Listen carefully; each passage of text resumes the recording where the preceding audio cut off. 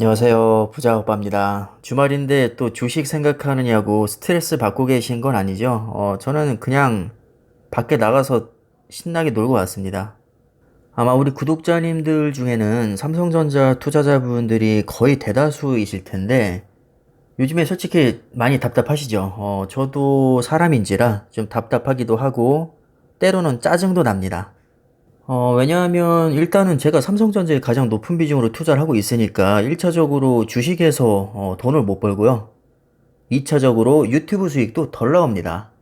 뭐 어떤 댓글을 보니까 뭐 삼성전자 빠져도 너는 유튜브로 돈 많이 벌지 않냐 하시는데 천만의 말씀입니다. 주가가 쭉쭉 올라줘야 조회수도 많이 나오고 좋은 댓글도 많이 달립니다.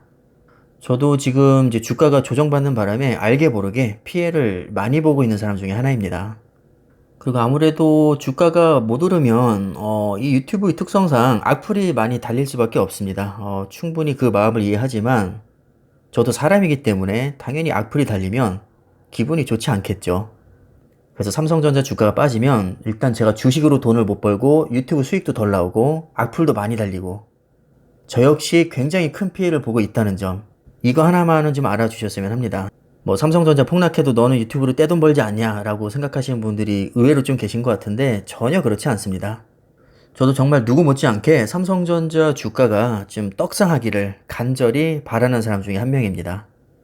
자, 이렇게 간절한 마음을 담아서 오늘도 제가 뭐 의미 있는 기사를 하나 가지고 와봤는데요. 제목부터가 좀 많이 땡기더라고요. 코로나 특수 노리는 삼성과 LG. 3분기 역대 최고 실적 예고에도 주가는 왜 빠질까? 이런 제목인데요.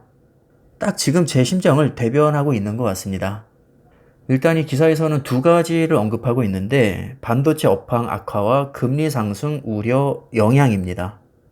금리 상승이야 뭐 그렇다 치고 솔직히 인간적으로 반도체 업황 악화는 너무 좀 갖다 붙인 경향이 있습니다. 왜냐하면 올해부터 메모리 반도체 슈퍼 사이클이 이미 시작이 됐고 실제로 실적도 너무나도 좋게 나왔습니다. 3분기 영업이익 추정치를 보면 반도체만으로만 10조를 넘어설 것으로 예상이 되고 있습니다. FN 가이드에 따르면 삼성전자 3분기 컨센서스는 매출이 73조 1298억, 영업이익이 15조 6825억입니다.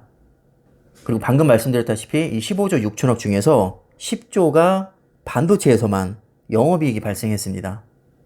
자, 게다가 작년 영업이익은 36조가 나왔었는데 올해는 무난히 50조를 넘길 것으로 진작부터 예상이 되고 있죠.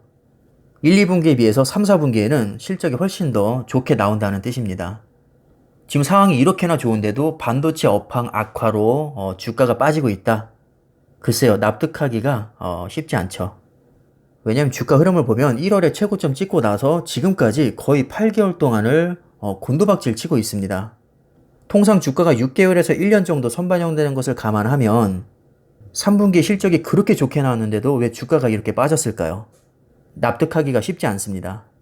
자, 게다가 4분기도 3분기 못지않게 굉장히 좋게 실적이 나올 것으로 예상이 되는데 지금 가격이 빠질 거라는 전망은 PC용 D램에 한정돼서 나온 거거든요, 사실. 좀 더 자세히 보면 D램 가격이 3분기에 고점을 찍고 상승세가 꺾일 것이라는 전망이 나온 상태로 일각에서는 세계 D램 공급이 수요를 앞지르면서 가격이 최대 8%까지 떨어질 수 있다. 이런 분석이 나왔다고 합니다. 시장조사 업체인 트랜스포스에서도 비슷한 전망을 내놨죠. 최근 보고서에 따르면 올해 4분기 D램 가격이 직전 분기보다 3%에서 8% 정도 떨어질 것이다. 현물 가격도 하락세가 멈추지 않으면서 슈퍼사이클 조기 종료가 예상이 된다라고 전망을 하고 있습니다. 자, 여기서 현물 가격이라는 개념이 나왔는데 D램 가격을 측정하는 방법에는 현물가와 고정가가 있는데요. 삼성전자 매출의 90% 정도는 거의 고정가입니다. 말 그대로 고정가는 가격을 고정시켜서 대규모로 계약을 체결하는 것인데 고정가의 특성은 현물가를 따라가는 경향이 있다는 거죠. 따라서 현물 가격이 하락세가 멈추지 않는다는 얘기는 앞으로 고정 가격도 떨어질 가능성이 높다라는 것을 의미합니다. 한마디로 4분기 들어서는 D램 가격이 빠질 거니까 이것이 선반영돼서 주가가 안 좋은 흐름을 보이고 있다.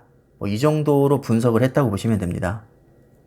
그리고 소비자 가전 수요가 감소하면서 시장이 공급 과잉 상태로 전환이 되고 일부 제품의 경우 가격이 15%까지 떨어질 수 있다. 이런 전망이 여기에 또 불을 지피면서 주가를 발목 잡은 게 아니냐 이렇게 분석을 하고 있습니다. 물론 틀린 말은 아닙니다. 디램 가격이 빠질 거라는 전망 분명히 맞는 말이지만 사실 여기에는 함정이 있죠. 제가 예전 영상에서도 말씀을 드렸지만 PC 디램이 한정이 된 얘기인데 PC 디램은 전체 디램에서 약 15% 정도밖에 차지하지 않습니다.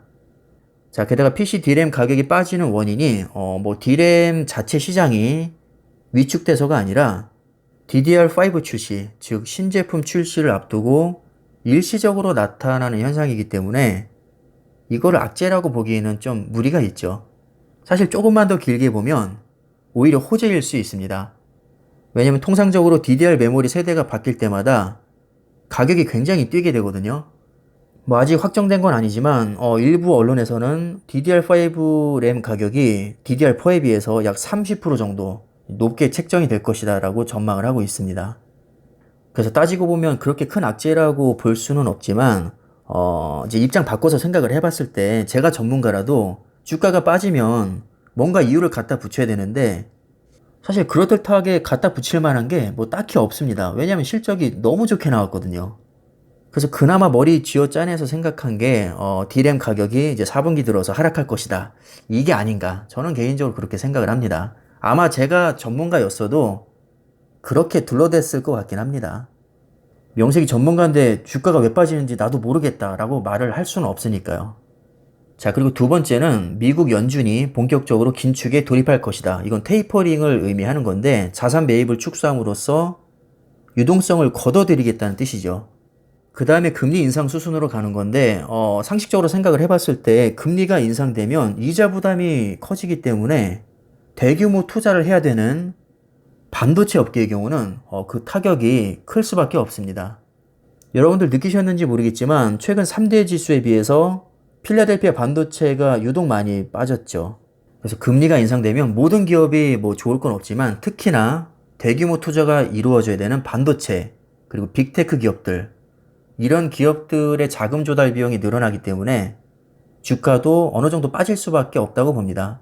사실 이 말에 반박할 사람은 아무도 없을 겁니다. 이건 누가 봐도 명백하게 맞는 말입니다. 실제로 미국 국채 10년 금리를 보면 최근 한 달 동안 좀 급등을 하긴 했습니다. 9월 중순쯤에 1.279%이던 게 갑자기 1.539%까지 급등을 했다가 최근 며칠 동안 조금 이제 가라앉긴 했죠. 그럼 지금 채권 금리가 엄청 높은 거냐? 그렇지 않습니다. 오히려 역사적으로 보면 저점에 해당이 되죠. 금리 자체가 높아서라기보다는 한동안 저금리로 가다가 단기간에 급등했기 때문이라고 보시면 됩니다. 지금 화면을 보시면 똑같은 미국 국채 10년 금리인데요. 왼쪽이 1개월, 오른쪽이 10년입니다. 한눈에 봐도 10년 차트를 보면 평균치보다 지금 낮은 상태라는 것을 알 수 있습니다. 결코 지금 높은 상태가 아니지만 워낙에 초저금리였다가 갑작스럽게 튀어 올랐기 때문에 사람들이 여기에 겁을 먹은 거라고 보시면 됩니다.